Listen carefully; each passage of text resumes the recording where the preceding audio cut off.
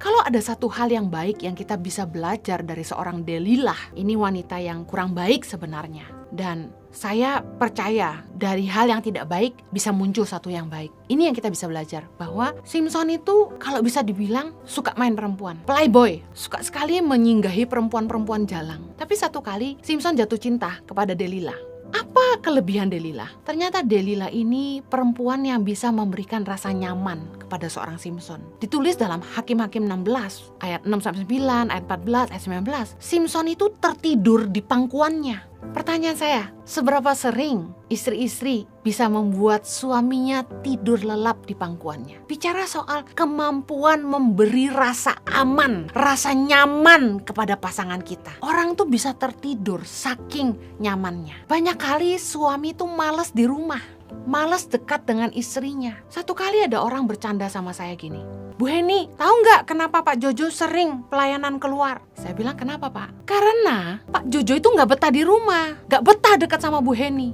Kaget saya digitukan. Memang perkataannya kurang bijak, tapi di situ saya jadi koreksi diri. Apakah benar suami saya pergi-pergi pelayanan karena tidak betah di rumah?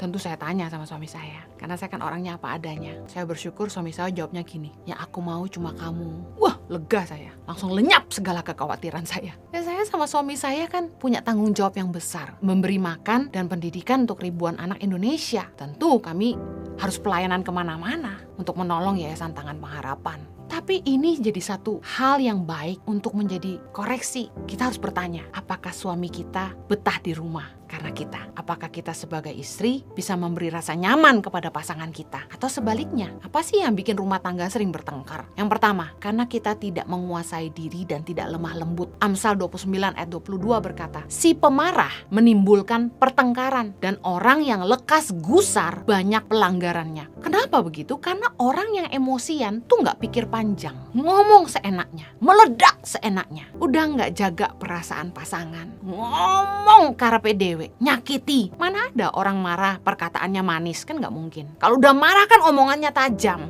melukai orang-orang di sekitarnya. Si pemarah menimbulkan pertengkaran. Makanya dalam pernikahan, dalam hubungan, kita perlu punya roh yang lemah lembut. Terus belajar menguasai diri. Jangan punya kuping tipis, dengar masukan orang langsung marah, langsung meledak. Tenang dulu, karena keputusan itu nggak akan bijak saat kita marah, saat kita emosi. Penyebab pertengkaran yang kedua, itu keangkuhan. Amsal 13 ayat 10 berkata, "Keangkuhan hanya menimbulkan pertengkaran, tapi orang yang mendengarkan nasihat mempunyai hikmat." Kenapa suami istri bisa bertengkar? Karena waktu kita dinasehati, kita tidak mau dengar. Kita membenarkan diri sendiri, kita bela diri kita. Jadi bertengkar. Seharusnya waktu kita diberi nasihat sama pasangan kita, udah dengar aja.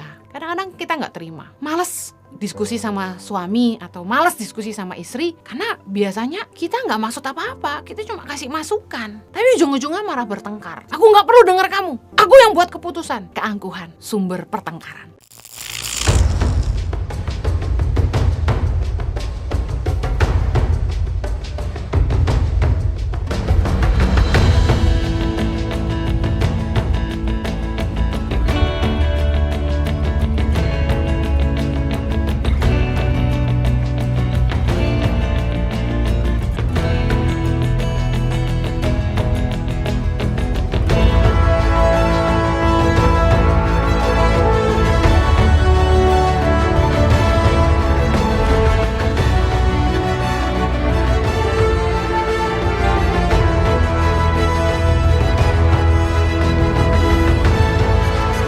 Cerita anak pedalaman dalam meraih mimpi dan mengejar cita-cita bersama Tangan Pengharapan.